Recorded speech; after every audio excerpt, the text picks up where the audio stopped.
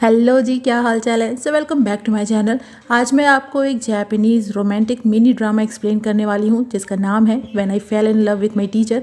तो जल्दी से वीडियो को लाइक कीजिए और चैनल को सब्सक्राइब नहीं किया है तो फटाफट से चैनल को सब्सक्राइब भी कीजिए। तो चलिए बिना किसी देरी के चलते हैं अपने एक्सप्लेनेशन की ओर।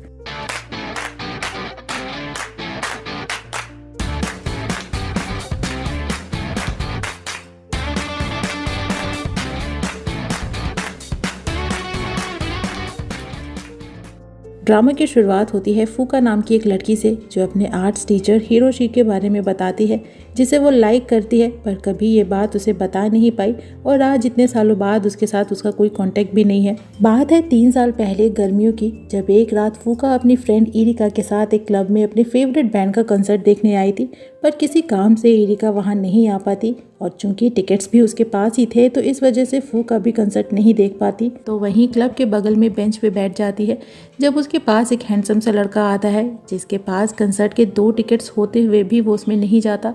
उसे देखकर ऐसा लगता है जैसे कि वो उदास हो और किसी को मिस कर रहा हो। वो फूका से अपने लिए पानी मांगता है तो फूका उसे अपना वाटर बॉटल दे देती है। उस लड़के को देखकर पता नहीं क्यों पर उसे चिंता होती है और जब उसके पास 2 कंसर्ट टिकट्स देखती है तो उनमें से एक वो अपने लिए मांग लेती है क्योंकि ये उसके फेवरेट बैंड का कंसर्ट था जिसे वो मिस नहीं करना चाहती थी।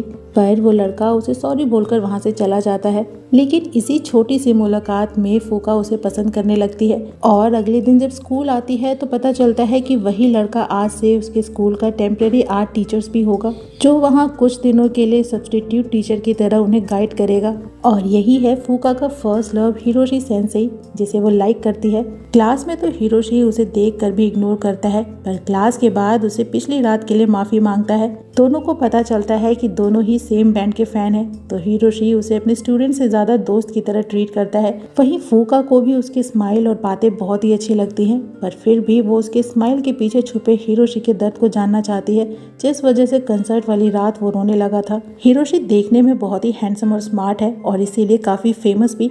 फूका की दोस्त इरिका भी उसे लाइक करती है और एक दिन तो उसे प्रपोज करने भी चल देती है, जो देखकर फूका को अच्छा नहीं लगता, पर हिरोशी इरिका को साफ इनकार कर देता है, जो बात फूका को खुश कर देती है। ऐसा नहीं था कि उसे इरिका से कोई प्रॉब्लम थी, पर वो हिरोशी को किसी और के साथ नहीं देखना चाहती। बातों बातों में एक बार वो एक दोस्त की तरह ही उसे कंसर्ट वाली रात रोने का कारण पूछती है, जिसपे हिरोशी पहले तो बताता है कि वो गाना जो तब कंसर्ट में बज रहा था वो उसकी गर्लफ्रेंड का फेवरेट सॉन्ग था, पर दूसरे ही पल हंसी मजाक में इस बात को टाल देता है और बोलता है कि उसकी तो कोई गर्लफ्रेंड ही नहीं है, वो बस उस रात नशे में था तो कुछ भी कर गया। जिसके बाद फूका भी उस बात को सीरियसली नहीं लेती और हंसी मजाक में टाल देती है। दोनों एक दूसरे से नंबर एक्सचेंज करते हैं। फूका उसे एक मैसेज भेजकर बार बार उसके रिप्लाई के लिए अपना फोन चेक करती है और हिरोशी के छोटे से रिप्लाई पे भी उसकी खुशी इतनी हो जाती है कि पूछो मत, जो देख कर इरिका समझ जाती है कि वो हिरोशी को लाइक करती है, तो एक अच्छे दोस्त की तरह उसकी हेल्प करने का डिसाइड करती है और एक संडे उसे हिरोशी के घर ले जाती है और बताती है कि हिरोशी एक समय में बहुत ही अच्छा पेंटर था, पर पिछले 2 सालों से उसने पेंटिंग छोड़ दी है। जिस पे फूका उससे हिरोशी की पेंटिंग छोड़ने का कारण पूछती है, जो इरिका को भी नहीं पता थी। और जब दोनों हिरोशी के घर आते हैं तो वहाँ किसी लड़की को उसके घर से बाहर आते देखते हैं, जिससे फूका को लगता है कि वो हिरोशी की गर्लफ्रेंड है और नाराज होकर वहाँ से चली जाती है। उसे इस बात का बुरा लगता है कि हिरोशी उसे अपना दोस्त तो बोलता है पर उससे अपनी गर्लफ्रेंड वाली बात नहीं बताई। और एक दिन उसी लड़की को वो किसी और लड़के के साथ देखती है तो उससे पूछती है कि वो हिरोशी को चीट क्यों कर रही है, जिसपे वो लड़की बताती है कि वो हिरोशी को चीट नहीं कर रही बल्कि वो उसकी छोटी बहन का फियांसे था जिसकी डेथ 2 साल पहले एक एक्सीडेंट में हो गई थी। एक्सीडेंट वाले दिन उसकी बहन और हिरोशी कहीं मिलने वाले थे, पर उस दिन वो अपनी पेंटिंग के किसी काम में थोड़ा बिजी हो गया, जिस वजह से डेट वाली जगह पे थोड़ा लेट पहुंचा, लेकिन तब तक उसकी बहन का एक्सीडेंट हो चुका था। जिस बात के लिए हिरोशी आज भी खुद को ब्लेम करता है कि काश वो डेट वाली जगह पे टाइम पे पहुंच गया होता और उसने अपनी पेंटिंग करनी भी छोड़ दी और ज़्यादातर अकेला ही रहता है, तो इसीलिए कभी कभार वो उसे देखने चली आती है, क्योंकि जो कुछ भी हुआ उसमें उसका कोई दोष नहीं था।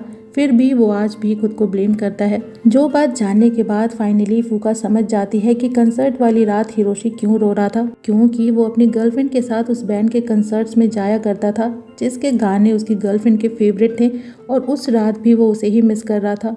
तो अगले सीन में वो फिर से हिरोशी के घर आती है, जहाँ वो उसे उसकी सारी पेंटिंग्स जलाते हुए देखती है, तो उसे ऐसा करने से रोकती है और बोलती है कि वो उसके दर्द को समझ सकती है। उसकी गर्लफ्रेंड के साथ जो हुआ उसमें उसका कोई दोष नहीं है और ना ही उसकी पेंटिंग की कोई गलती है। जिसके बाद हिरोशी खुद को रोक लेता है और उससे पूछता है कि आखिर वो उसकी इतनी चिंता क्यों करती है। जिस पे फूका उसे अपनी फीलिंग्स बताना चाहती है पर चाह कर भी नहीं बता पाती और बोलती है कि वो उसकी दोस्त है इसीलिए उसकी चिंता करती है और उसे दोबारा से पेंटिंग करते हुए देखना चाहती है और आने वाले आर्ट कंपटीशन के लिए उसकी हेल्प मांगती है। जिसके बाद से हिरोशी उसकी पेंटिंग में हेल्प करता है। दोनों एक साथ टाइम स्पेंड करते हैं। धीरे धीरे हिरोशी को भी फूका के साथ रहना अच्छा लगने लगता है और अब तो वो झूठी या बनावटी हंसी नहीं बल्कि एक सच्ची हंसी हंसता है और टाइम के साथ साथ अपने पास्ट को भूल कर एक बार फिर से पेंटिंग स्टार्ट करने का डिसाइड करता है। लेकिन एक रात जब दोनों उसके घर पे एक साथ थे तभी क्लास की कुछ लड़कियां उन्हें एक साथ देख लेती हैं। जिसके बाद अगले दिन फूका को स्कूल प्रिंसिपल के ऑफिस में बुलाते हैं और पूछते हैं कि वो हिरोशी के घर क्या कर रही थी। जिस पे फूका बताती है कि वो आर्ट कंपटीशन के लिए हिरोशी की हेल्प ले रही है। लेकिन प्रिंसिपल उसे बताते हैं कि हिरोशी ने जॉब से रिजाइन कर दिया है और अब अपने आगे की आर्ट्स की पढ़ाई के लिए अब्रॉड जा रहा है। जो बात जानकर फूका शॉक होती है क्योंकि हिरोशी ने उसे इस बारे में कुछ नहीं बताया था। क्लास में आने पर रिरिका उससे माफी मांगती है क्योंकि उसी ने रात उसे हिरोशी के घर पर देखा था और क्लास के बाकी बच्चों को भी ये बात बताई थी। जो बातें बढ़ती बढ़ती इतनी बढ़ गई कि प्रिंसिपल तक चली गई। हालांकि फूका उसे माफ कर देती है पर कहीं ना कहीं दुखी भी होती है क्योंकि अब वो हिरोशी को नहीं देख पाएगी। लेकिन साथ ही उसे इस बात की खुशी भी थी कि हिरोशी दोबारा से पेंटिंग स्टार्ट करने वाला है और उसे एक आखिरी बार देखने की उम्मीद में उसके घर आती है पर वो उसे वहाँ नहीं मिलता। जिससे फूका को लगता है कि हिरोशी बिना उससे मिले ही वहाँ से चला गया। लेकिन थोड़ी ही देर बाद वापस जाते समय उसकी मुलाकात हिरोशी से होती है।